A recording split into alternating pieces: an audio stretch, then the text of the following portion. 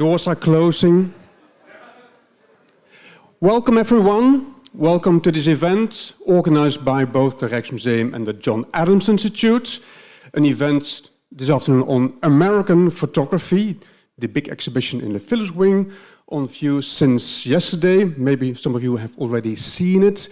My name is Hans Rooseboom, one of the two curators of the show, next to Matti Boom, sitting here in front row. I will give you a very brief introduction to the exhibition. I've been given 10 minutes, but we've been working on this for some 7 years. We have some 200 photographs, maybe even more. I did not really count it. So let's get started. And afterwards, of course, we will have this talk with 3 photographers coming over from the USA who are all represented in the exhibition and who will talk about their own works and other works in the exhibition, but more about that a little bit later. First, a small or the brief introduction to the exhibition. We could, of course, have chosen to begin with a famous photograph by a famous photographer to make a statement. But as we decided when we started some 7 years ago, we knew, all right, if we want only to give the top 100, the most famous photographs by the most famous photographers that you already all know, then we would be maybe ready in a fortnight and we would have opened much earlier. But instead, we wanted to go out and be surprised and to see what's more than just that greatest hits. So we indeed went out, visited many museums, private collectors, flea markets, big fairs, small fairs, auction houses, etc. And bought a lot ourselves and have a lot on loan from all kinds of museums and private collectors. And one of them is in the very first room that you will see after the lectures, after the talks. This is a very touching little object, handmade, anonymous. It's a little curio box. Some 15 centimeters high, I think, if I remember correctly by heart. It is made by hand from strips cut from cigarette packages, and it contains 4 photographs of 4 young American students. And the handwritten texts at the back of the photographs show that it has been made and given away as a souvenir of their having lived together as roommates for a couple of years. So this was a little statement we made to showcase in the very first room to prove that it's not only about famous photographers, but American photography is much more than that. It's a touching little object that proves that photography has really penetrated into everyone's private lives. But it's, of course, not only about our choices as curators, it's also about many choices that either photographers made or their editors and their publishers. And one fine example of it is this now famous series by Robert Frank, The Americans. The book came out in 1960, is now an icon, a classic, has been inspiring many other photographers. But back then, when it came out in 1960, it was not really well received. Robert Frank was a young Swiss photographer who had moved to the United States, New York City, in 1947, and really wanted to get to know his newly adopted country much better by going on a road trip in 1955-56, clocking 10,000 miles, visiting more than 30 states, and making more than 27,000 photographs, only 83 of which ended up in the book The Americans. And as I said, it was not really well received because what people were used to and what they were often given by publishers was this kind of imagery. This is one of the magazines from exactly the same time, 1955, 1956, the same time that Robert Frank toured the country.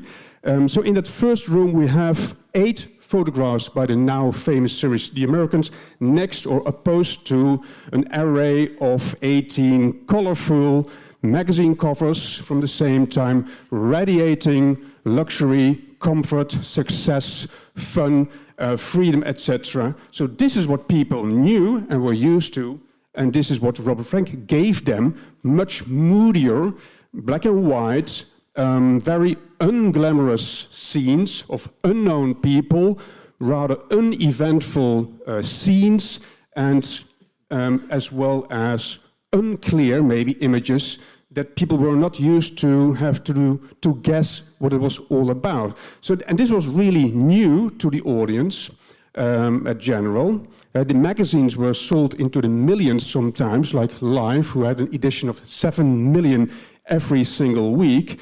This book was printed in a run of only 2,600, half of which had to be remaindered because no one, or hardly anyone, simply wanted to buy it. They simply didn't understand it, didn't appreciate it, and were at a loss what it was all about.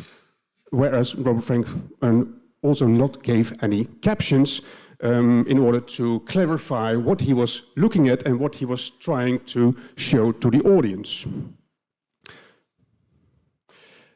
So that second room, in which we have Robert Frank next to the magazines, is a kind of an appetizer to show the two extremes, black and white versus color, garish, the radiation of fun, freedom, etc., against these very personal impressions that someone gave.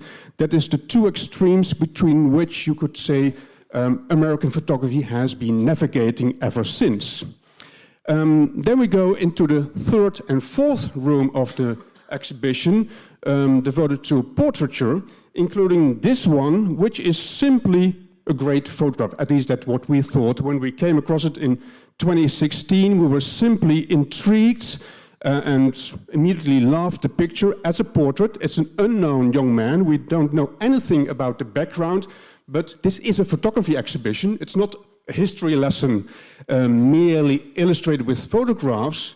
It is about photography, what it did, how it worked, how it influenced people, how it penetrated everyday life, etc. So there's ample room for great images in themselves, including this one by James Vandersea, a now famous African-American photographer from Harlem, New York, 1938, this proudly looking young man in his studio in Harlem. We know nothing about it, but I hope you will agree it's simply a great picture. Another one, 1955, William Klein, again a now famous photographer who was not trained as a photographer but was trained as an artist, so didn't bother too much about the perfect technique, about the perfectly crafted prints. He went out, in this case it's a charity ball, 1955, this woman with an elegant cigarette in her hands, very grainy, very out of focus, really blurry, high contrast. He simply played with all things possible with a camera or in a dark room. So this is really about photography itself. It's not so much telling a certain story, it's about photography and what you can do with it. So this has found a place in these rooms devoted to portraiture as well. But then there's of course much more than just making great pictures. Photography is also sometimes about telling us as an audience what is happening or has happened in your country or elsewhere. So this is a famous photograph, 1957, Little Rock, Arkansas, where 9 young black students wanted to get entrance to a white school, were stopped and blocked and yelled at, as you can see. This is a press photograph. That's why the white paint has been added to it to make them stand out much better in the poor printing quality back in those days, 1957. It's an important moment in American history, and as photography is still very good at giving information or informing us about what is happening, we simply had to include events like this that have been captured with a camera. Then we enter another room, and I'm seeing at my clock, taking too much time, but that's okay. We are only in room 5 out of 9, but you will see and be able to see for yourself what it is all about. In room 5, and that may come as a little surprise, we've decided to show all kinds of objects and photographs that have been used at home, cherished at home, or used privately, including these little tickets for I think it was the 1876, as you say on your right-hand side, United States International Exhibition in Philadelphia. A very useful photograph simply to identify someone who bought a ticket to get entrance to this exhibition. Or another one, this little cookbook, Cranberries, 1938, we were simply attracted by the fact it was photographed so up close, designed, in fact, really well, without giving any credits to anyone, either for the photograph or the design. I found it in Brooklyn a few years ago for just $5, didn't get an invoice, so I donated it to the museum. It's now part of the exhibition. But it's simply a great little item, anonymous, very humble maybe.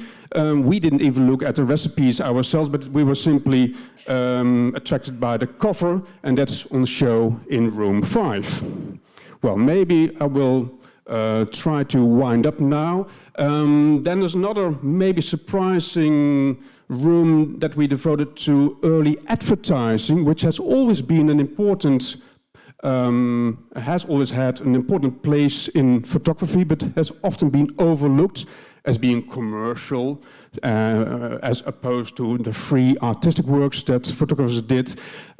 This is an early one, late 19th century. It's actually a very small photograph, only 6 by 9 centimeters, so this is really a large enlargement. This is one of the most funny ones. We thought it's a very straightforward photograph, typical for the late 19th century, but the text, finest flesh, fattest fowl, freshest fish, furnished for fairest figures free from freight, from, well, 4th Avenue. There's no advertising agency behind it, I guess, but still, well, when we found this in a private collection, which was donated to us, we simply had to include it in the show. I think I will leave it at this. We have much more people to talk about photography, so I will now simply give over the stage to Clarice Gargard, who will moderate the rest of the afternoon for you. Thank you so much.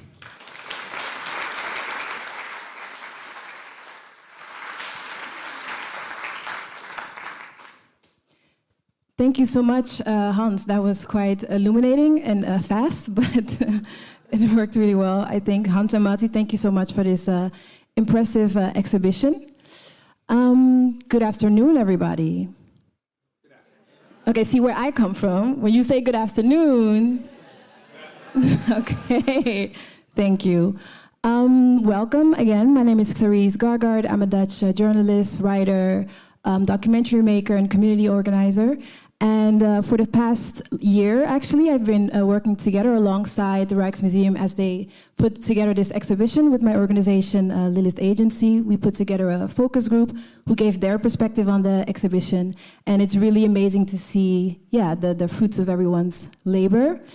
Before we get started, I was wondering who all has visited the exhibition already? Oh, okay, that's 50%, I think. Good, great. And I would like to ask you a question. Yes, this is that type of event. It's going to be interactive. I'm sorry to the introverts. We have people in the room that have 2 microphones, and they're gonna, yes, thank you. So what did you experience, or what did you feel, or what happened as you visited the exhibition? Who would like to say something about that? Show of hands. Over there. Thank you. Het spits afbijten, as we say in Dutch. Thank you for being the first. Hello. What did I think about the exhibit?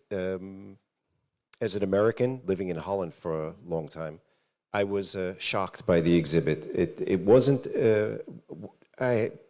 exactly what I was expecting. I was expecting, like Hans had mentioned, the top 100. But then I read about it, and I knew a little bit more about what the exhibit was going to turn into, and I was bowled over. I didn't expect it to be that impressive. The room that really hit me the most was the room that Hans showed a little bit, was the Robert Frank photos. On the other side of the wall would be the covers from magazines. I grew up with those magazines in my mother's house and parents' house. So I grew up with those things, and I always thought they were wonderful. And later on, when I realized how wonderful Robert Frank's photos are, and in the book, it really threw me for a loop. And walking through the whole exhibit, I was taken aback by the, as they say in Dutch, the zeal, the soul that was coming, exuberating out of all of the photos. It wasn't a simple exhibit. It wasn't an exhibit that you would see in the States, in the Museum of Modern Art. You wouldn't see something like that. But in Amsterdam, and from Matti and Hans, you could expect that it was going to be different. That's what I thought. Wow.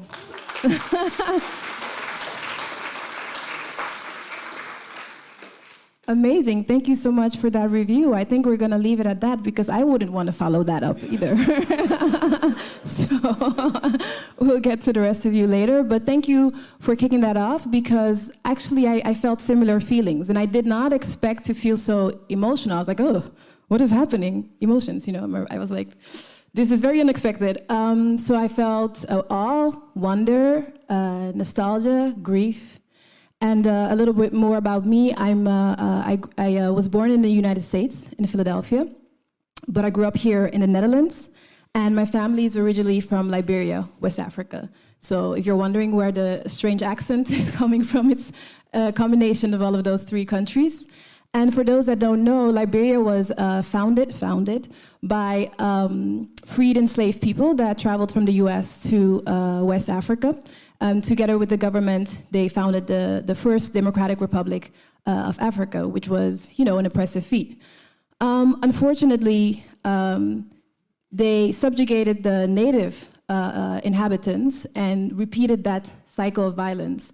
And it always made me wonder, you know, coming from the Netherlands and the US and Liberia, these countries with like great freedom ideals that were enforced with violence, I always ask myself the question, what does that make me? What does that say about me?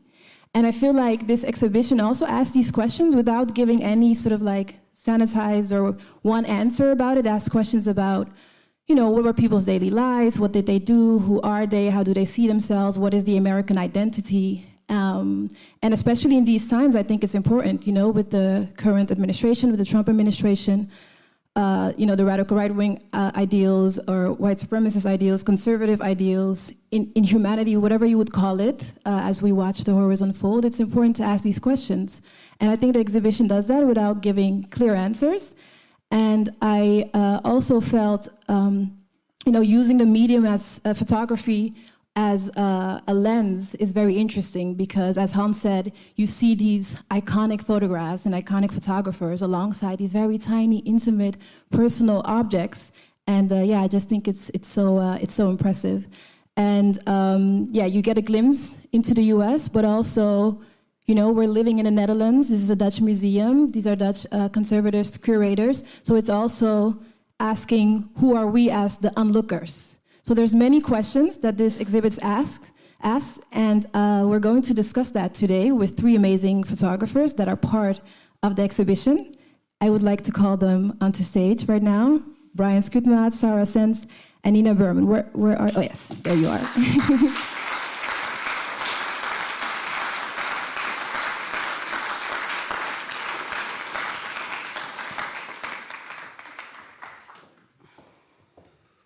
Welcome. Thanks. So for you, this is the plan. We're going to talk about the exhibition and about their work. Then we have a little bit of an intermezzo with a video of Carrie Mae Weems, American photographer and image maker. And then we're diving into the second part where we get more into the arts photography as a political medium. You can ask questions in between. So if you have questions, just put your hand up. Someone will come to you. And yeah, we'll try to keep it democratic here. I said try. Okay, let's start with you, Bryan, since you're closest to me. Yep. Before we get into your work, what did you feel when you were roaming the exhibition? I was, again, I mean, I'd seen some of the works that were I saw all the works actually, but again, I was struck by the fact that it left out so many of the images you might expect to see in an American photography survey, and I was interested in the way that it wasn't just trying to demonstrate what art photography and photojournalism has done over the years, and really tried to tell a historical narrative as well as a social and political one, rather than just showing the greatest hits, so to speak. Yeah. Yeah. Mm-hmm. Thanks. And you guys, how did you feel about it when you were roaming the exhibition, Sarah and Nina? I think that, like you said, there's a lot of questions that the exhibition asks, and I found that while going through the exhibition and like familiarizing myself with some of the new imagery that I hadn't seen before, that some of those questions were sort of answering themselves, and if that makes sense. So in some ways, like we talked, the three of us, about that juxtaposition of Robert Frank being against the advertisements, but then, you know, there's other images that directly address that, you know, that concept of what is like available in popular culture versus what is actually happening in like the politics of America. Thank you, Nina. I felt this kind of quiet, impossible sadness by the end, actually, and also just marveling at these unknown individuals who make themselves seen in the pictures, and yeah, I felt very emotional. Thank you. Okay, so Bryan, you're based in Austin, Texas, and your work has been widely exhibited and published. You've won numerous awards, including a Simon Guggenheim Memorial Fellowship. I'm not going to name all of them because we'll still be here tomorrow. But your first photo book was Graze the Mountain Sense, portraying mountain towns and former mining communities of the American West. Islands of the Blessed is a compilation of historic photographs taken in the American West from the 1870s to the 1970s. Good goddamn, I hope my mom is not watching the live stream. Sorry, Mom, if you are. It's about a friend from rural Texas and his last few days of freedom before going to prison. And your most recent work, Sons of the Living, is about the land and people along the highways of America's deserts. Photographed in the American West deserts, the work depicts endurance amidst environmental decline, economic dispossession, and societal uncertainty.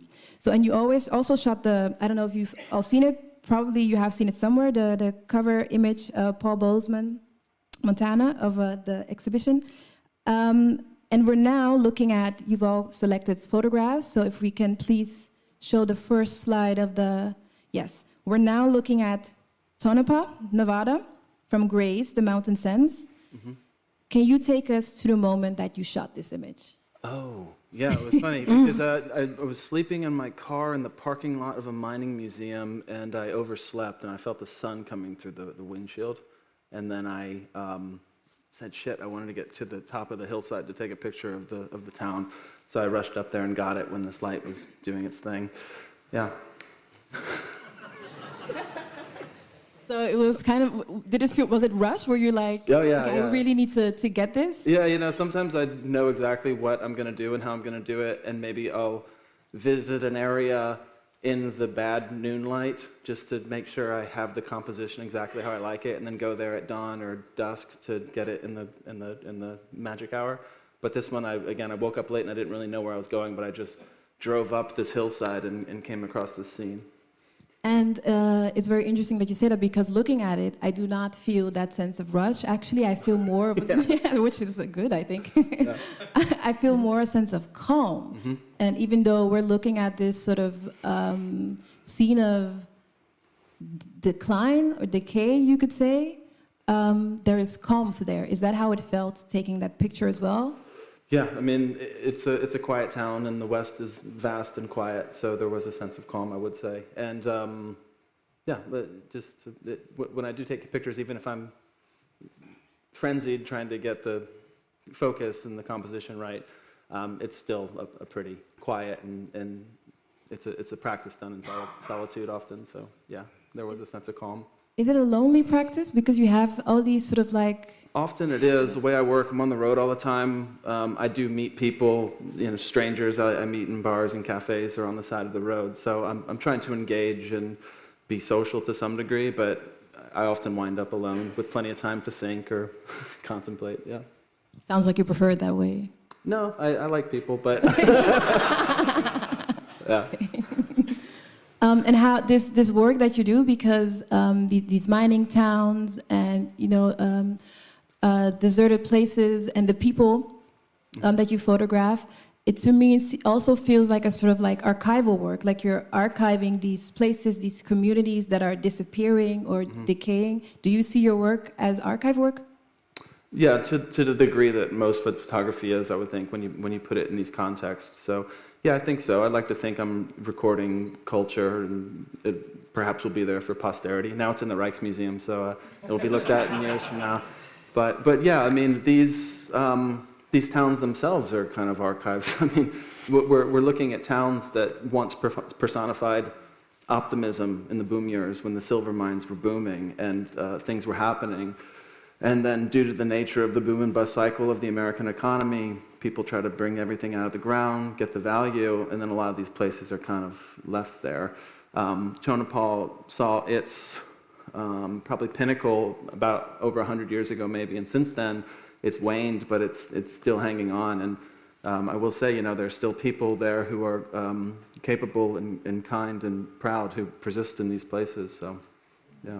But in the other way, it is, I do want to call to mind that history of that system and remind people that the things that we build and the houses we make and the industries we move forward in a lot of ways were put there with a sense of hope. And these places, it's overlooked often, but all these traces are relics of hope. And buildings that are made then later abandoned, or the shops that might have closed down, these are the vestiges of good times that have come and gone, or dreams that have gone unfulfilled, or just again, like what's left whenever people have come and gone. So yeah.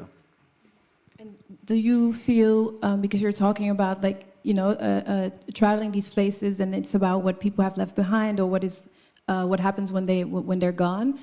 Does that? But you also speak about hope. So do you still feel that hope, or is it mostly a feeling of destitute? It's a hybrid of the two, I would say. I mean, given the mythology of the American dream and the way that's been talked about throughout the history of my country, our country, you're from Philly, I didn't know that. That's something that dies hard. We all want to hang on to that in our lives as citizens of the globe or a country. But yeah, I feel both of it, and I do see people who might come from backgrounds where it would seem hard to hang on to a sense of hope, and they do. And I find that moving. Yeah. Thank you. You can all chime in also, so don't feel like you have to keep quiet before I get to you. So if you want to respond to anything he has said, feel free. All right. No? Okay, you also don't have to. And where did your fascination start? With photography, or with the West? With specifically, taking the photographs that you do. Honestly, I was touring in punk bands like 20 years ago, and I was just traveling around with friends, and we'd drive these vast expanses, and I'd look out the window and be totally awestruck by what I was seeing before my eyes.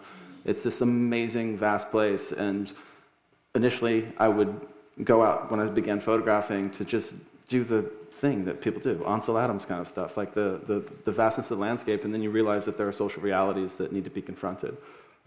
So that's how that transformed. And maybe I'll talk about it more when Carlton Watkins gets brought up, but getting interested in those landscape photos of the past, I think, led to some degree to this kind of work, because I'm interested in the legacy of photography and how it ties to history, and how the pictures of the past were looking forward, and now I feel like I'm looking back after the whole project of Manifest Destiny has taken shape, and I'm saying, my God, what have we done? So, yeah. And what is the impact of that on the people that you photograph? Because looking back and saying, oh my God, what have we done? What has happened? Like you said, sort of archival work, history work. Yeah. How does that impact the communities that you photograph? I don't know. I mean, again, it's a nation full of very individualistic people who probably have different opinions. Some people might look and say, that was quite impressive, though. We were able to conquer this vast place. And other people might see a sense of remorse and everything in between. So it's really tough to characterize it with a generality, but yeah. And to you, then? To me, it's a bunch of conflicted feelings. But yeah, I do lament the fact that so much was lost in an effort to build this economy and get the place populated, for sure. Yeah, I mean, I think it was so short-sighted in so many ways. Mm-hmm. Yeah, of course.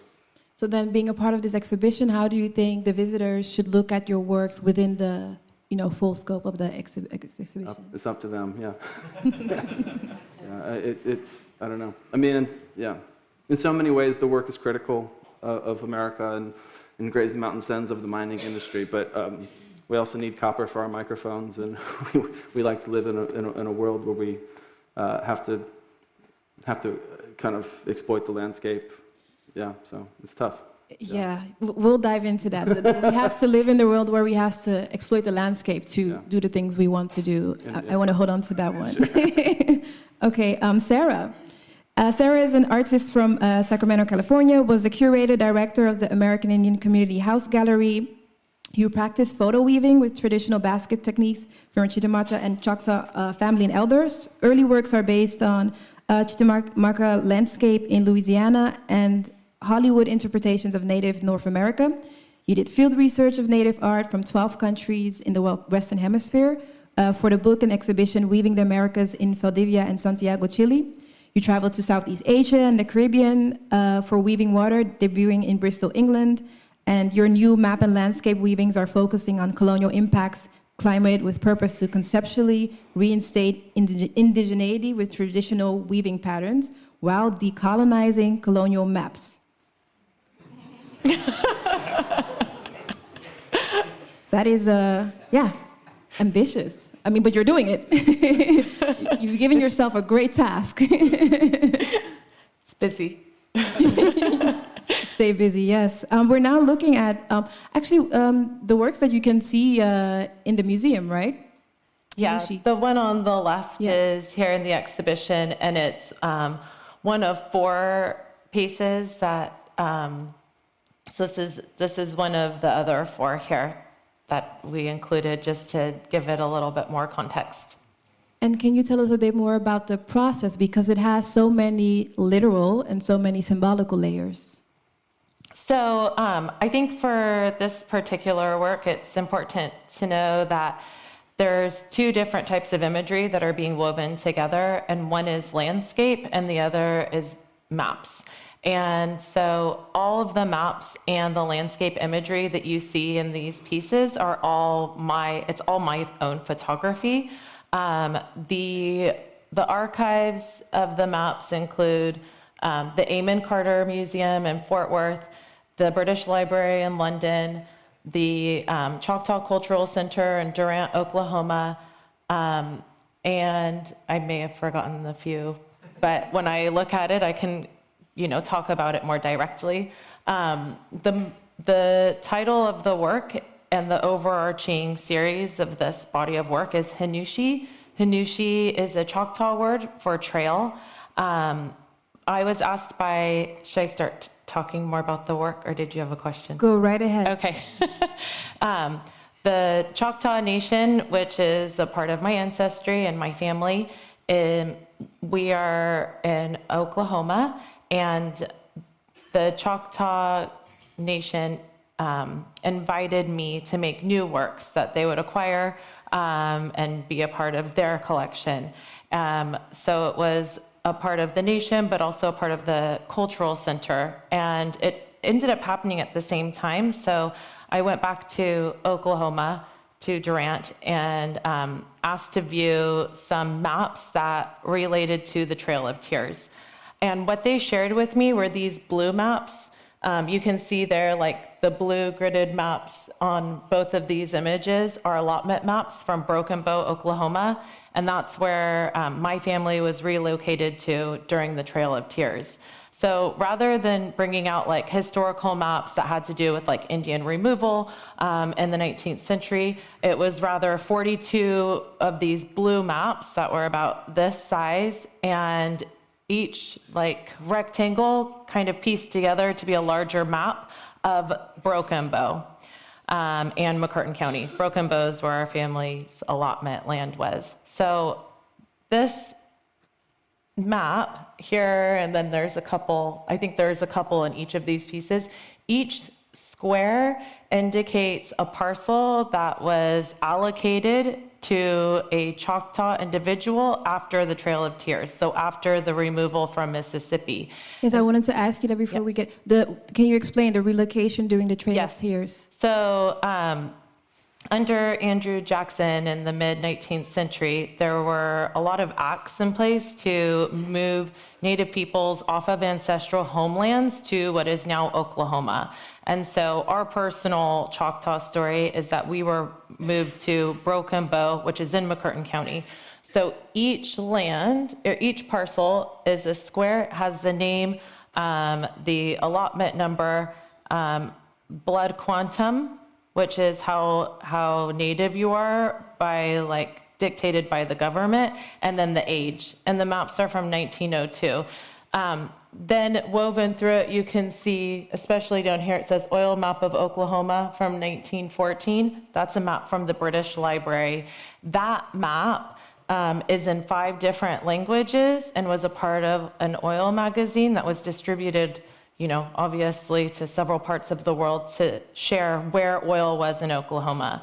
So if the land is parceled and given to individuals after being removed from ancestral homelands, but then there's another, you know, a second removal of then extracting the oil from the land and removing the people again. And that second removal was quite violent and manipulative.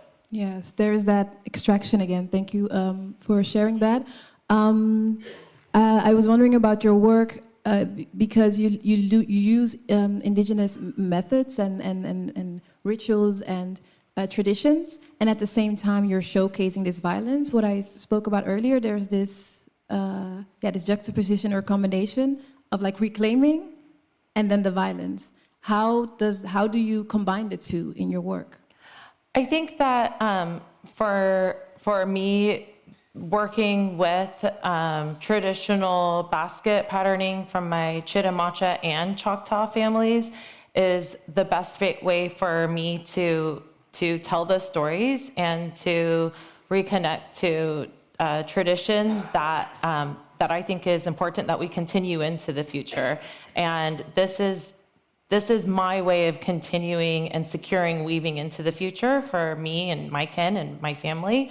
But with using these maps and photos, I'm able to also, you know, make political statements with it and tell stories like historical, you know, things that are relevant to history that still maybe a lot of people don't know the stories about allotment land and how it still affects community. And so the landscapes, just want to say quickly, the landscapes, this is the land where my grandma grew up in Broken Bow. So we have a cousin that's still there. So when we went and stayed there, we did a lot of photography, me and my son Archie, who's here, of that land. But this is... You can see him in the corner, in the upper left corner. But your work, there's so much like emotional remembrance in your work. How does that impact you when you're going through this? I think that traveling and going to the locations is really important to being open to that experience of being connected to that land. And I think that having Archie in this piece is like a direct, like the most direct way of doing that. So photographing Archie in Broken Bow on the lake and bringing him back there and documenting him there, but documenting his reconnection to the land, right? That's really profound. Thank you. And then the weaving, then also like being back in the studio and practicing the weaving, then that's the more like, I guess, spiritual connection, the more meditative parts of it. So once all the images are collected, and if the maps represent the history and the landscape represents the connectivity, then weaving that all together, that's a very like meditative, like deep space where I think it is breaking through like time barriers of past, present, future, and sort of like being in a space where I'm opening myself up to accessing all of those things. And healing also, it sounds. Absolutely. Healing. And I think one thing I'm thinking about a lot right now with the weaving is if I'm making something that references ancestral basket weaving, and I'm working in the present moment, but when I'm working with archives, like baskets in archives, that I am accessing them directly by holding the baskets, feeling the hands, and then having that like spiritual like presence and experience, and then translating that into the weaving. And I think about like the counting and the numerical sequences. And so that meditation of like recounting the numbers becomes something that is, you know, like thinking about what does that sound like to count in Chitamacha or to count in Choctaw, and to make something that no matter what is going on in the life around, that there's a space to be really present with making the thing. That connection. Thank you so much. Going on to Nina.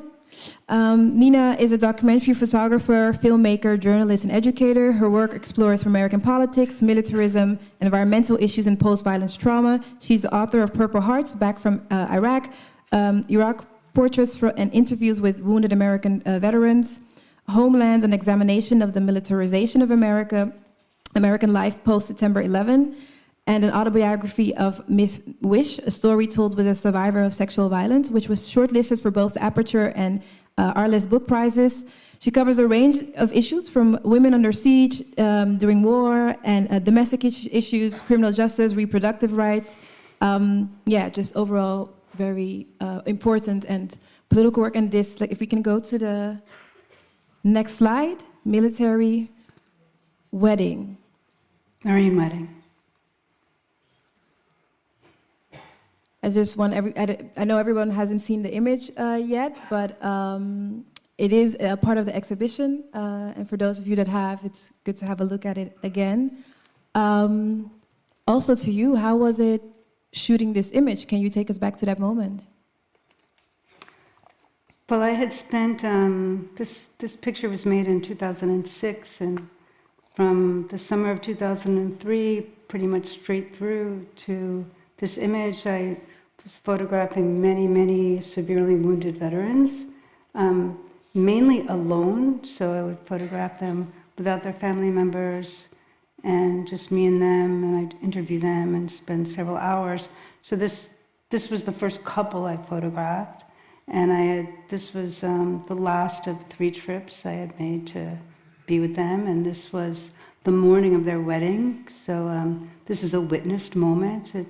I didn't construct them and place them there or tell them how to look or anything. They had showed up at a local photo studio to get their wedding pictures made, and their family was there and their friends were there.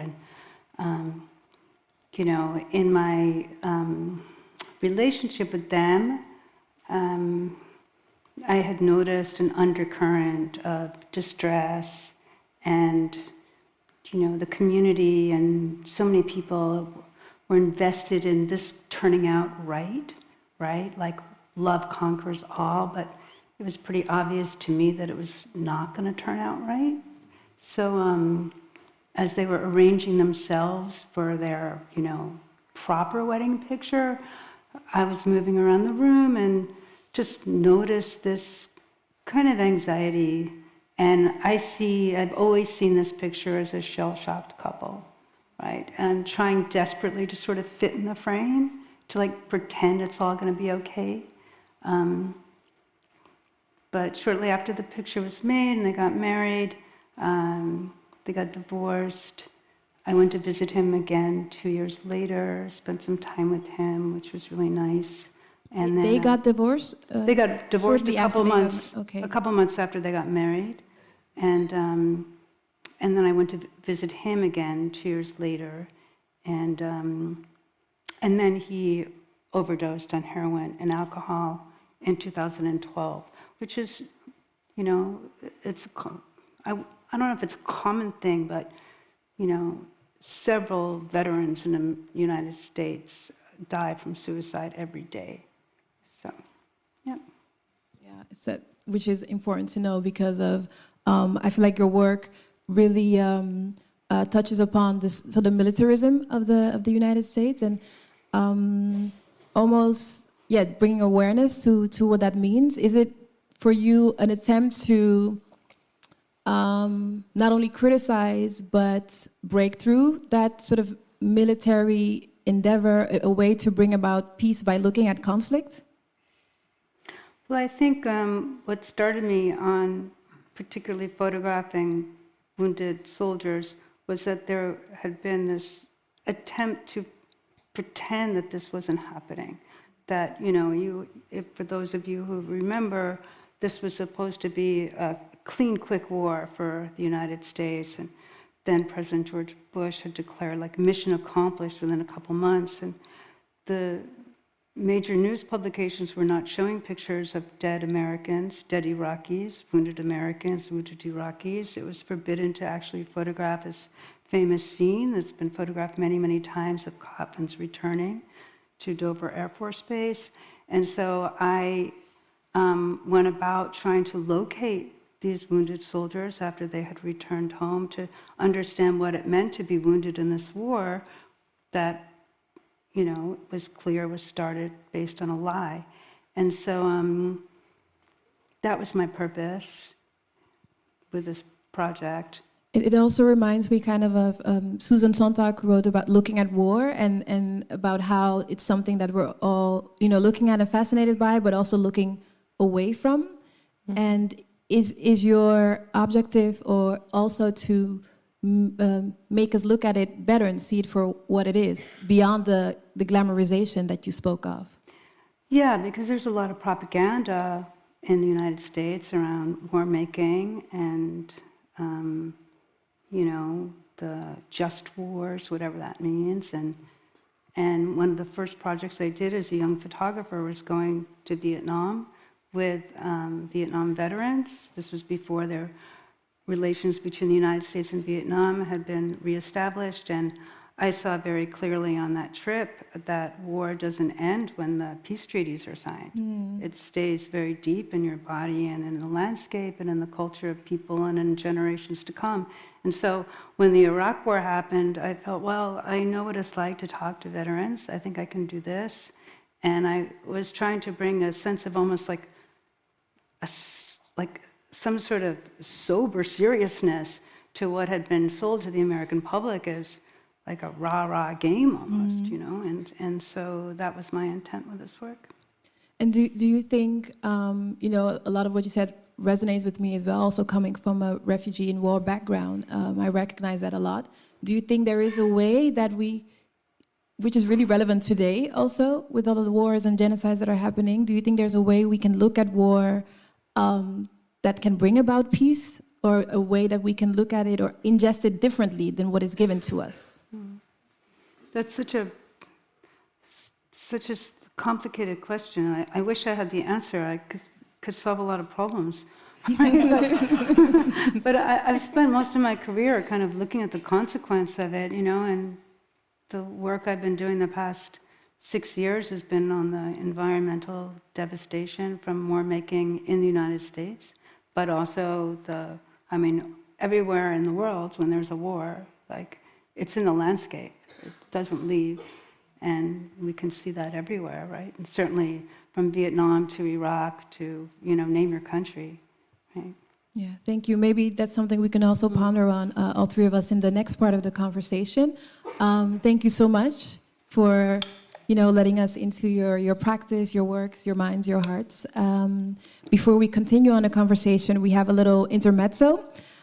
But I want to see if there are any questions or comments. No? Don't be shy. We have a question over there. My name's Akshay. My question is to Bryan, because I'm also reading right now a lot about the history of the mining century back in America. And when you were there in that image, when you shot that, did you also speak to the people who were living there? Why do they still live there? What keeps them there, despite the decay? I mean, it's still a town with some economic resources. There is still mining going on nearby, although most of it is long gone. But there's still some mining operations taking place in the vicinity. And despite the look of the photo that I took, there's a little bit of a tourism economy too, because there are all these old mining sites and ghost towns that people can go to, mining museums, old cemeteries, and that comes with cafes that feed people. So I mean, there's still people there living life and prospering to some degree and doing the best they can. Yeah. Would you say that there was a sense of a joy and happiness of still being there? Yeah. Do they want to be there? Yeah, I mean, I don't know. Honestly, looking at the photo, I guess it's not up there anymore, but with that photo, I mean, I was interested in that old Mustang and that small dwelling, and that's at the forefront. And it seems as though with the way the camera shapes the image, that level of perhaps poverty or decay recedes all the way to the back, but the hotel got renovated, and ghost hunters like to go there. Anyway, I almost feel like a sense of guilt with that picture now, because it's been in all these museum shows, SF MoMA, and all these other places, and I made the town maybe look worse than it is. So yeah. There's always more than the picture shows, but I mean, I think, that goes without saying. Okay, thank you very much. We're going to go to the side and, watch a video with photographer, image maker, Carrie Mae Weems.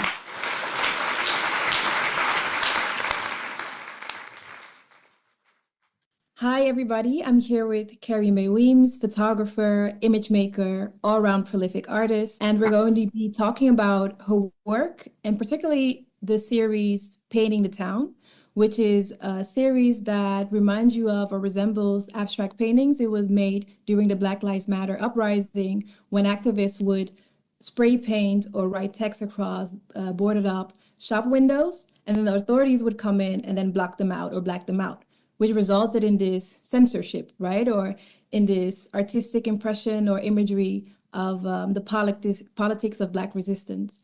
I think it's Carrie's first exhibition in the Netherlands. Is that right, Carrie? I think that's probably true, yes. And that also plays into the series that you made, Painting the Town, because it was made during a very crucial moment of resistance, Black uprising, Black resistance, that started in the United States, but it reverberated throughout the world, also here in the Netherlands, right? And I remember it so vividly because it felt like such a tipping point for me. And I remember I started making a documentary about the timelessness of Black resistance in the Netherlands, Suriname, and Curaçao, which were our former colonies of the Netherlands. And it was a very electrifying moment. And at the same time, I was completely overwhelmed. I was like, I don't even know, there was so much happening. And how did you get to create a work? Well, how was that moment for you during the Black uprising, during Black Lives Matter? And how did you get to create in that moment itself? And so it was kind of a crystallizing moment, right? That, I had looked at the murders of Trayvon Martin, of Eric Garner, of Michael Brown, and the hundreds of other men who had died. I've made a performance piece that had been circulating before called Grace Notes, Reflections for Now. So when the George Floyd murder occurred, it was not unlike what had already been systematically occurring. I was already in that space. And the thing that made it visceral for everybody else, really, was that they were seeing what people had been saying for decades. They were seeing it in real time. They were watching an actual murder before their very eyes of a man who simply stopped at the liquor store to get a pack of cigarettes, whatever it was that he was doing that day, right? The world saw it differently for the first time, and importantly. Of course, I was speaking with my mother, who lives in Portland, Oregon, who told me about the destruction of the city in particular, right? The way in which the city had been completely transformed. And when I entered downtown Portland and saw what had happened there, that everything had been shattered and or shuttered and or all the graffiti had been painted over, it was truly just an unprecedented sight. I'd never seen anything like it ever anywhere. And so I immediately started photographing there. Then I went to Moab to see other parts of the country, the great valleys of the country. I went to the George Ford Memorials because I needed to see how that memorial had been constructed, what the city was like of St. Paul, what that looked like. And then down into New York and into Oakland, California as well, to see what that situation looked like as the homeless population was also swelling. So it was a moment for me really to kind of take a look at the country, to take a look at what was going on in the United States and to photograph that, to make work about that. And painting the town, of course, became this very, very, very important and sort of symbolic piece. In that, abstraction is always more than about abstraction. Always has been, always will be. And this becomes a way then sort of entering into the discussion of what abstraction actually covers. You understand what I mean? What it actually covers, right? The meaning that it actually covers, or the meaning that is inculcated and hidden behind the surface of simple pattern and coloration. There's always something else that's there. And what in this context do you think the abstract covers up? For the most part, it covers up forms of resistance. In part, the thing that we all struggle with as creatives, as makers, as thinkers, but as creative beings, the thing that we struggle with is an articulation of our feeling, of our emotion, right? Of our expressive selves. How do we speak? How do we use language to speak of the unsightly, the unseemly, the horror and the pain that we feel? So what is a question that you would ask creators, photographers, image makers like that? Is there a specific question that you can provide us with that I can share with the photographers on the day itself? I think one of the important questions that I try to ask myself is, what motivates me? What motivates me, and what do I actually care about? What do I really care about? Not what I say I care about, but what do I really care about? And the thing that's really fascinating, if you really pay attention to your work, really pay attention to what it is that you have already made, it tells you what you care about. It tells you. And so a part of, your response as an artist is to respond to your own work, to be responsible for your own work, to pay attention to what it's telling you about you, right? And then to figure out what it is then, or to figure out how to articulate what it is that you really care about.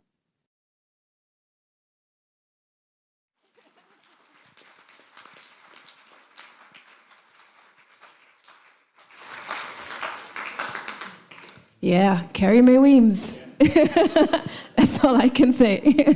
That's why she's Carrie Mae Weems. I wish she was here. We could have her charisma in the room. She's amazing, right? Well, yeah. Y'all are charismatic enough. Wow. So, Nina, I would actually like to start with you. Okay. What is it that you care about? Oh, wow.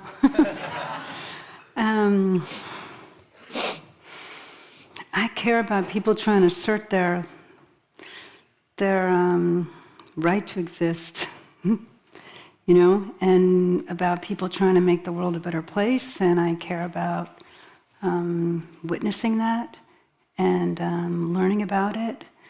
And I care about acknowledging people who've been pained or harmed, and acknowledging that their pain is real, and that if they want it seen, that I will help them make it be seen.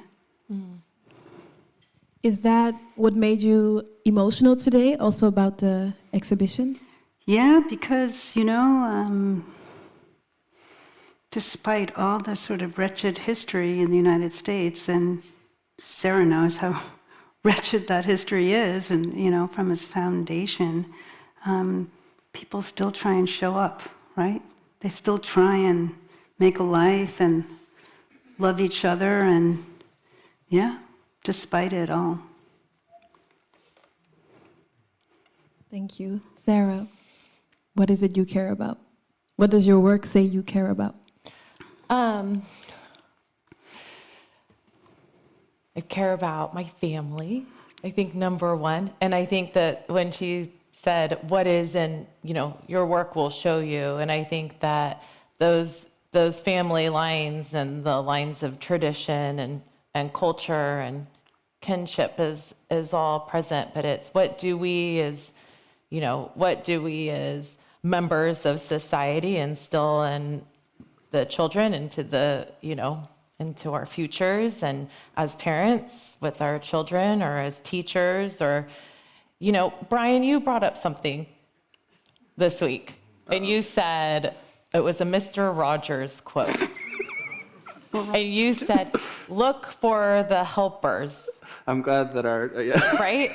Because, and I think that in, like, especially times... Can you explain what that means? Like, in times like when it feels so heavy and scary, even for, I think especially for adults, because we, you know, those of us that choose to understand everything that's going on, it can be so fraught and discouraging. But then we have to remind ourselves that there are so many people out there who are working for good, and they're working toward community and working to help one another out.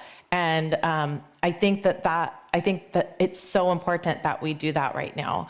And you know, all of the weaving that I do, I communicate with our traditional weavers the best that I can. I go back to Oklahoma, I go back to Louisiana, and I do what I can to make it as much about community as possible. And I think, you know, that's why I bring my kids when I can. And there's always an opportunity to help, and there's always an opportunity to learn, and there's always an opportunity to educate. And how do you hold on to or look at the helpers when everything that you care about seems to be being destroyed around you? Well, I think that's the most optimistic way to look at it, is to say there is, you know, there are going to be people there to still, you know, arrive at a classroom and teach your kids, or perhaps meet you in the hospital when you're ill, or fight a fire when there's, you know, LA burns in the middle of January. Like, we're at a time right now where I think that these sorts of, you know, COVID experiences, wildfires, wars, it's not going to get any better anytime soon. And if you are on that trajectory that it is, welcome to your blissful world. I have no idea how to live in that world, because I see things like changing so quickly. And I think that right now we have to hold on to community and not just look for the helpers, but be the helper, right? Be the educator. Be the person that is going to help out that child when they need help, when they need to be looked after. Thank you.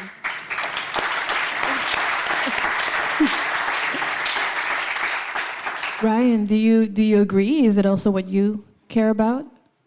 That was what do I care about my work? Yeah. Yeah, of course.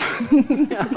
Well, I want to be useful and helpful. I hope my work can do that. But in like broad terms, I think the things I keep coming back to within my work and what I see in the world, in the landscape, in the faces of the people that I meet, in my own introspective times, is a question about what it means to carry on and what it means to endure as a human and as humanity on a world that seems so messed up and so unjust. Yeah. And what is your answer to that? I don't know. What is your answer to it today? Today? Like when I woke up this morning? Yes. One foot in front of the other, yeah.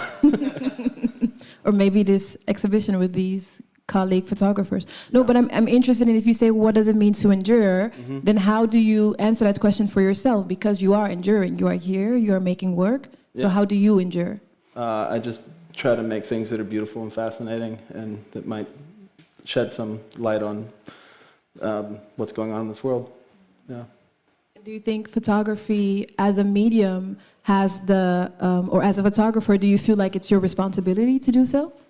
To make work or to... To make work that is about that endurance, or that is about what the current landscape, that responds to what is happening in society? That's an interesting question. Do I feel like a sense of responsibility as a photographer? Are you asking if I feel like I need to be political, or? Yes. Yeah. Not necessarily. Yeah. I feel like there's a lot of. Oh, this is a big one. Okay. So I think, how do I put this? You can also respond. You can think about it. But what we talk, photography does a magical thing. It's a language. There was a David Lynch thing that was going around recently because he died, and people were posting what he was saying. He talked about the language of cinema, and I felt really the same way about photography, where he talked about how cinema is a language, and you can come to these ideas that are expressed in these concepts and these feelings that you can't express any other way. It's the language of cinema. And I feel like I'm drawn to photography for that reason. Like going back to Winogrand, I'm interested in photographing to see what things look like photographed. And I think that often what we talk about, when we talk about photography, doesn't get to the heart of photography. I think there's something more going on there that's almost like melodic. It's like music. It's something ineffable, which is a word I use way too much. And for me, when I wake up in the morning, I'm drawn to make pictures.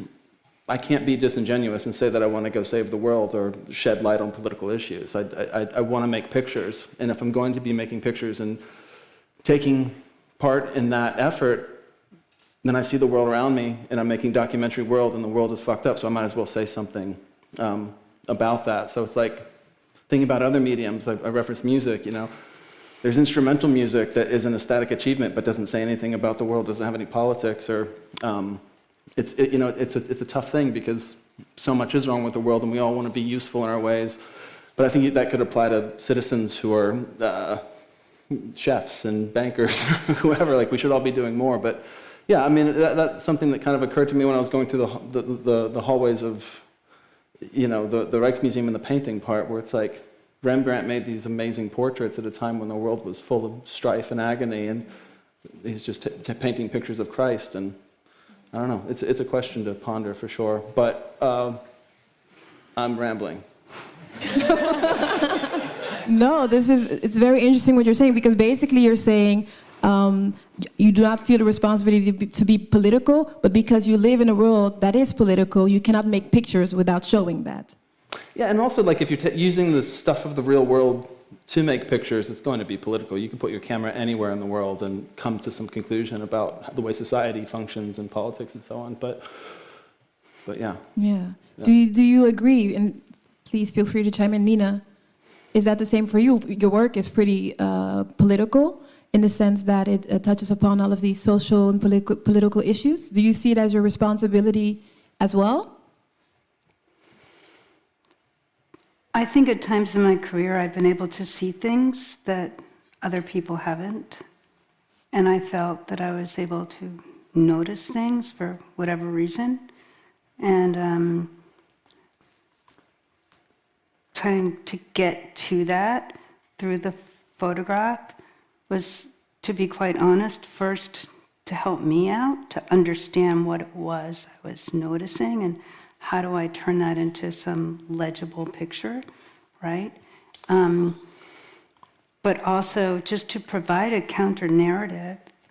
And I feel like that's in some ways the basis of my work, like a counter-narrative to the dominant narrative that you either see in, you know, corporate media or in political propaganda, to try and find like a crack in there that I can see that then can be revealed somehow.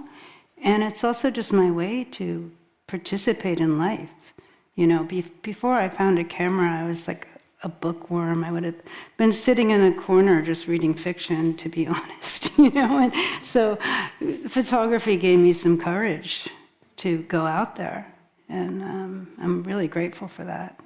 Beautiful. Photography as a life participatory action. Mm-hmm. And in this current moment, you know, we touched upon it a little bit with the Trump administration, which you said, looking at the photographs here at the exhibition made you very emotional, thinking about what is happening right now. Everything from, well, I can't even name it, there's so many things. Yeah, the banning of books, of education, the oppression of people, different types of people, budget cuts, particularly in those areas of arts and culture, the marginalization of those that are already marginalized. So it seems like a very, you know, desolate, destitute moment. How, as a photographer, can you respond to that? Should you respond to that? To be quite honest, I've felt a bit paralyzed lately because it just is moving so fast and overwhelming. I haven't been able to quite figure out where I fit in the response. In years past in my career, I felt like I could see things almost in the future, like a couple of years before other people were onto them. And now I feel like I'm just like treading, like on a treadmill to keep up. And I think part of that is my addiction to my phone, you know? And now that social media has just gotten so awful, I'm looking forward to being less on my phone. Yeah, I don't know. I feel a tremendous desire to come up with something, you know, smart, right? And I'm not sure what it is. And so I'm kind of like stepping back to figure out where do I fit in photographically and as, you know, a participating citizen in this wreckage. Taking a moment to step back and see where you fit in is also an answer. Yeah. Sarah, how about you? How do you, as a photographer, as a creator, basket weaver, how do you respond to this moment that we're in?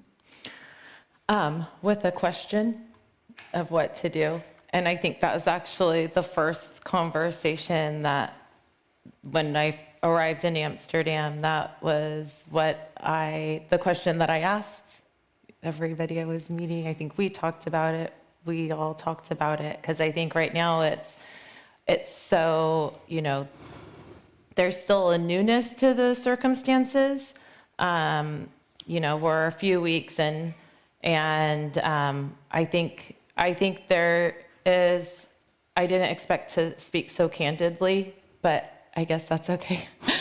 I guess there's still like a shockwave, right? So I think that every time we're looking at the news, we're trying to digest like what's happening because things are happening so quickly. So I think as photographers and as you know, if our work is to in some way be a part of like as a like something that is documented, but also something that is archived, but also something that is like political and socially relevant, like that's a lot of responsibility.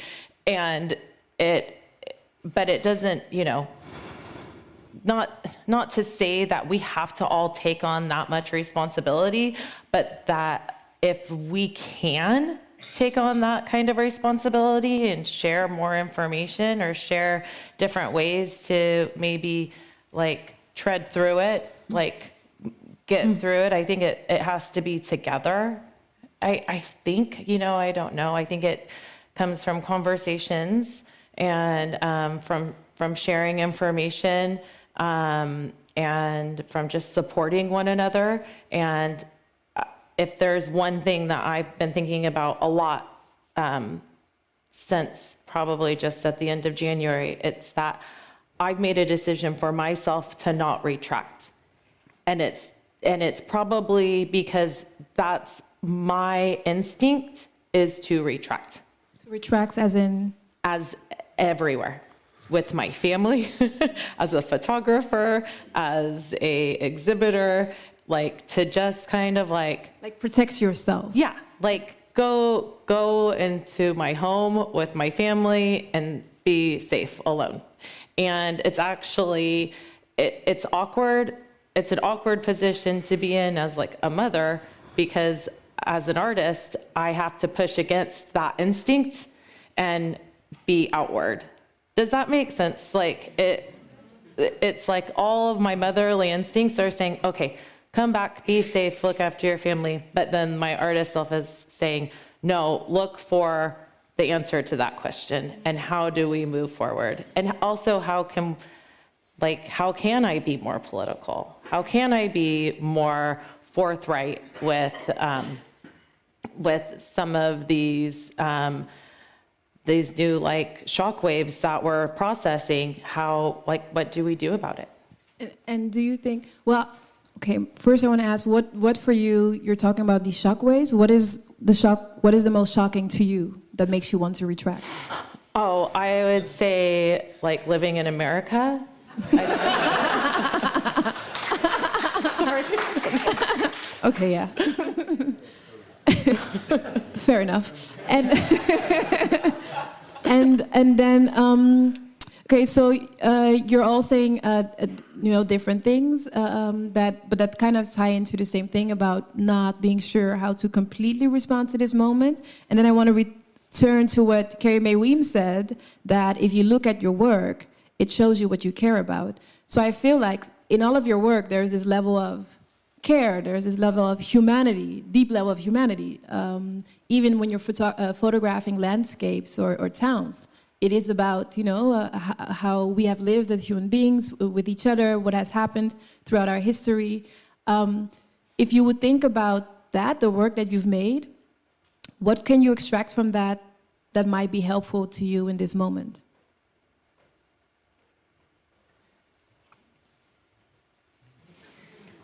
I guess it's just that and I think the exhibition, that's the underlying, for me anyway, the underlying theme of the exhibition is that America isn't a glossy magazine. The history is violent, and it's, there's oppression and broken treaties, and there are wars, there's ignorance with climate, and this isn't all new. It's that this has been present and since America has been America, or since, these colonial constructs have arrived. It's apocalyptic, and it's been apocalyptic for a long time. So we know what to do in a way. We've been doing it. Right? Exactly, yeah. Bryan. I don't know, I'm struggling here because I feel like with my practice in general, I sometimes feel an inclination to aggrandize what I'm capable of, or to exaggerate what that is in photography more broadly. And as I listen to this and as I contemplate the current political moment, I see photography shortcomings. I make work that's honestly for a pretty esoteric audience when compared to the 7 or 8 billion people that live in this world. And my books are published in an edition of 3,000. So it feels kind of lofty of me to say I'm trying to save the world or anything. And I think that, we can all, make these attempts. But Wallace Stegner once said that culture is a pyramid to which we all bring a block. So I think we need to be okay with, the sense of putting forward your ideals in that way. The block that you bring. Yeah. I like that. Yeah. Thank you. Yes. And I know there are students in the room, so you must have questions or comments. Hi, thank you very much. And maybe this is an unfair question. You're creators. Many of us here are people that consume what you create. But there's something between us, and it's a series of filters. It's the media, it's the press, it's museum curators.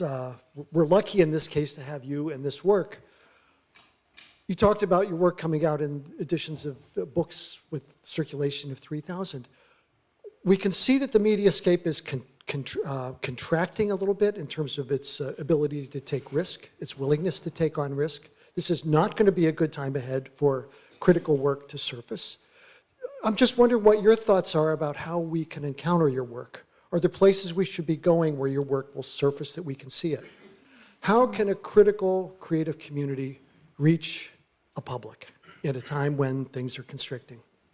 Great question. Wow. Yeah.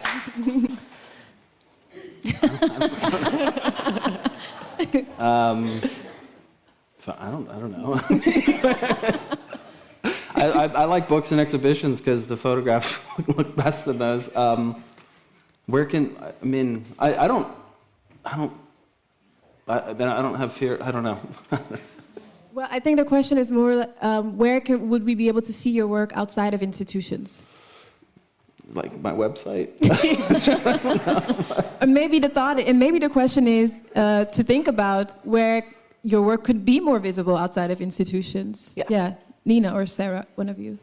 I really appreciate the question, and that you're even thinking about that. And it's a question I've never heard, and I've been on a lot of panels and given a lot of talks. So, thank you so much for that.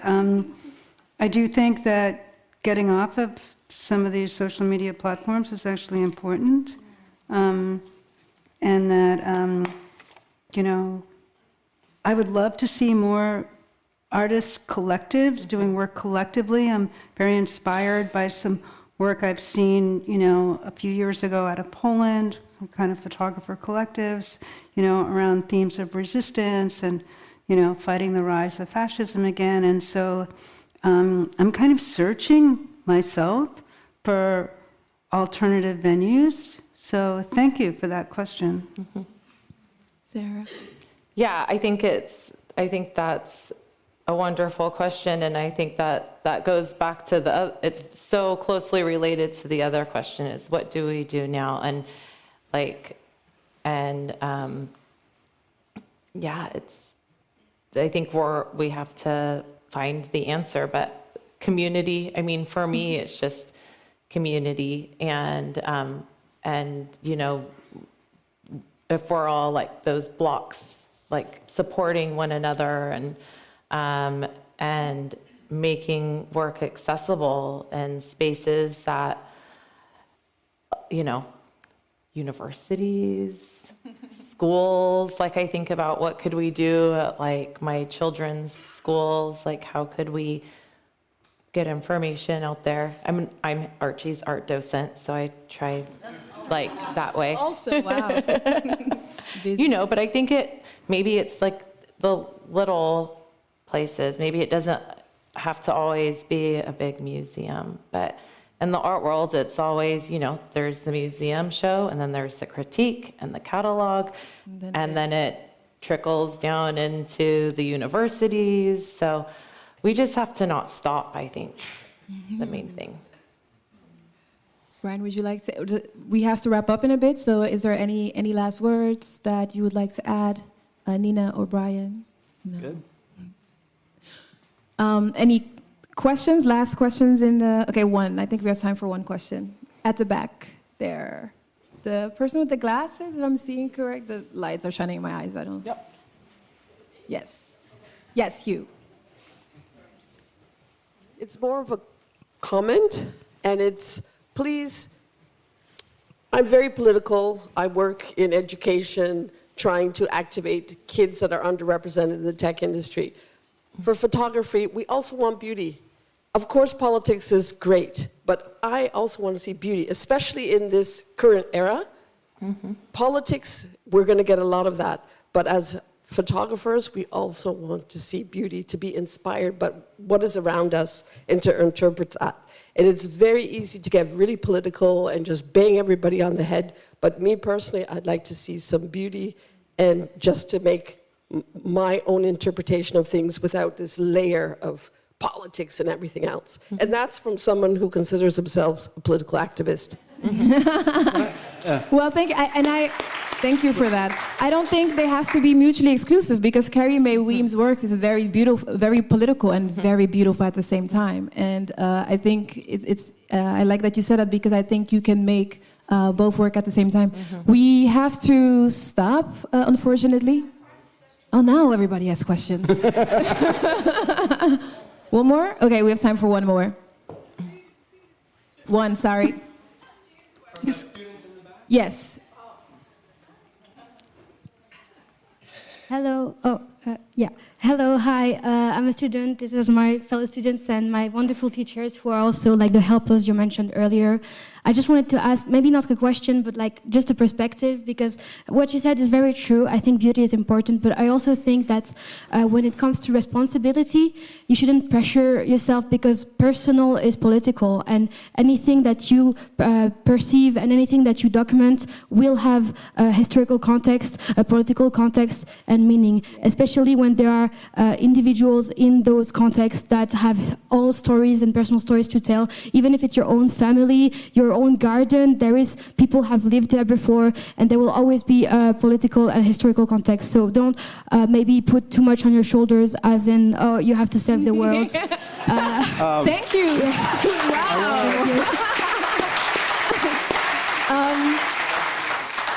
Wow. That is amazing. I think we should definitely end with that. And I want to say also, I really actually appreciate you not having the answer, because I think that is how you move forward. We always think we have the answer, and that got us into the S word that we're in right now. And I think it's great as photographers, as artists, that you're also questioning. Like the exhibition is questioning. I think that's how we move forward as well. Can I add one thing? Yes, go ahead. My favorite photographer in the world is Robert Adams, and he has a brilliant quote, because he takes pictures of the grass moving and fields when we're in a world in turmoil. And, his work is all kinds of stuff that's definitely about the environment and all kinds of things that are deeply political in ways. But he has this bit in this section of his book, I think it's in Beauty and Photography, or maybe it's in Why We Photograph, but he talks about how the fact that art can feel like an inhumane escape whenever we live in a world that's so messed up. And there's been a call for concerned photography, and by that he means people who are in war zones and taking pictures in a photojournalistic way, perhaps, that are really showing the struggles and injustice that can be a way to change the world. But he says there's also a way to think about this in terms of all photography being concerned in a way, because art is what makes the world worth saving, and beauty is a thing that we should strive for, and it makes us all, as he put it, agree to life. So, yeah. Thank you. So, absolutely. Thank you so much. On that note, thank you, Nina, Sarah, Bryan, so much for everything.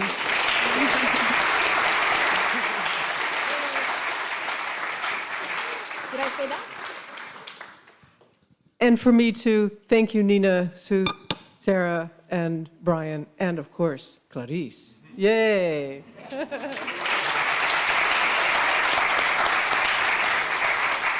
My name is Tracy Metz. I'm the director of the John Adams Institute, and I have the pleasure and the honor of doing the closing remarks for today. Well, let me just start by saying, wow, this was really about something. And I am so happy that it was possible with the John Adams and the Rijksmuseum together to bring you all here together to have this really important conversation. The mission of the John Adams is to bring the best and the brightest of American thinking to the Netherlands. In this case, the best and the brightest of American photographing.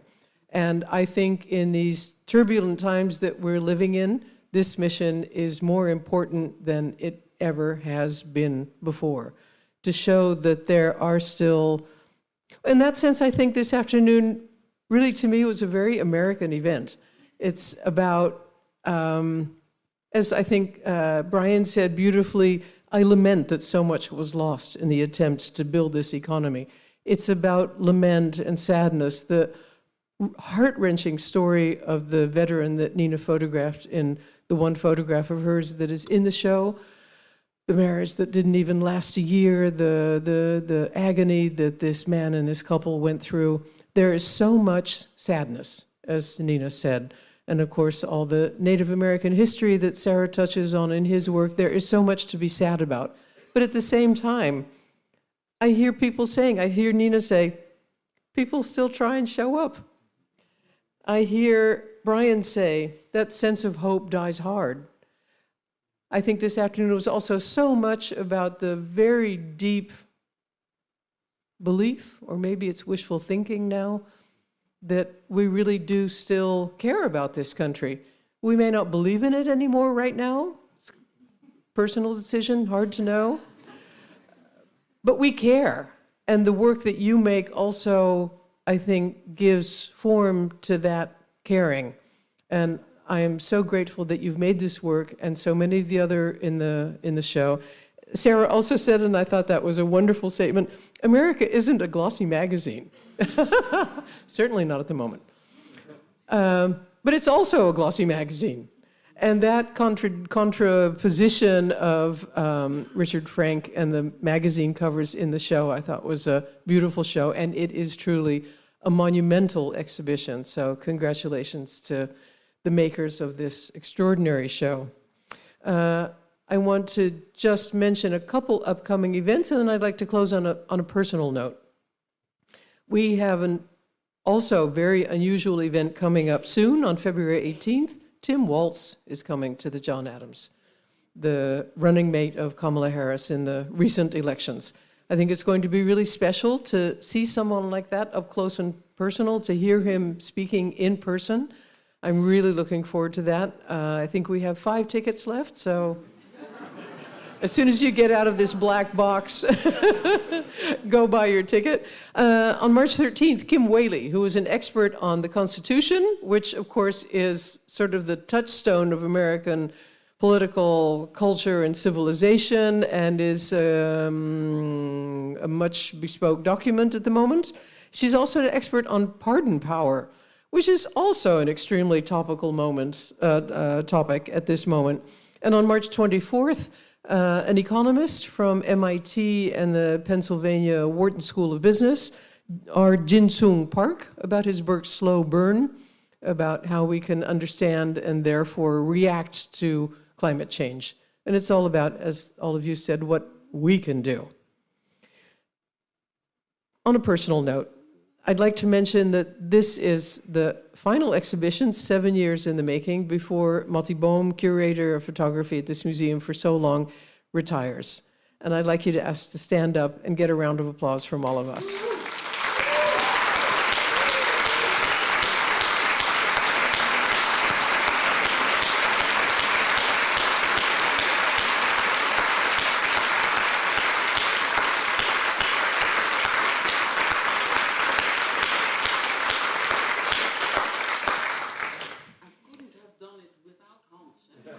Yeah, we know. And I also wanted to mention, it has been such a pleasure and an honor for the John Adams Institute to cooperate with the Rijksmuseum. It has been so smooth, so fun, lots of work, but really a wonderful thing. And I want to thank you for that. And I want to tell you, you may not know that my collaboration with them and with the museum goes back many, many more years to the mid-90s, when I was the head of the weekend supplement at the newspaper NRC Handelsblad. At the moment that Ronald de Leeuw became the director here. That was a long time ago. Too long. One of the new director's decisions was to stop the yearly documentary photograph commission that the museum had been giving for many years. And I thought, oh, that's a really bad idea. On the other hand, I have a supplement every week. We'll do it. By then, the museum was kind of sorry that they said that they would stop, and they said, okay, let's do it together. We did it together for 10 years. So we have worked very closely for many, many years. And I cannot tell you how happy it makes me that this event is the crown of our collaboration for me with the newspaper and now with the John Adams at this wonderful event about American photography. And I'd like to close with Sarah's words, just don't stop.